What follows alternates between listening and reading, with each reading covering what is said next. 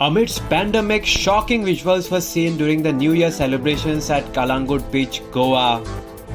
People in large number were crowded on the beach and no social distancing was maintained. Tourists were roaming without masks, which has now increased the possibility of increase in spike in positive cases in Goa.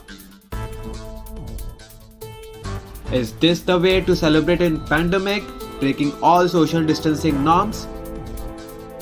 What are the people doing? Are you not aware of the virus and how it spreads?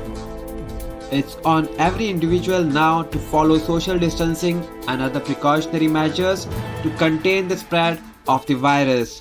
Vaccination has not started yet. Till then, we all have to follow social distancing and other precautionary measures to limit the caseload on our very own frontline workers. Request all to maintain social distancing and to wear masks at every place.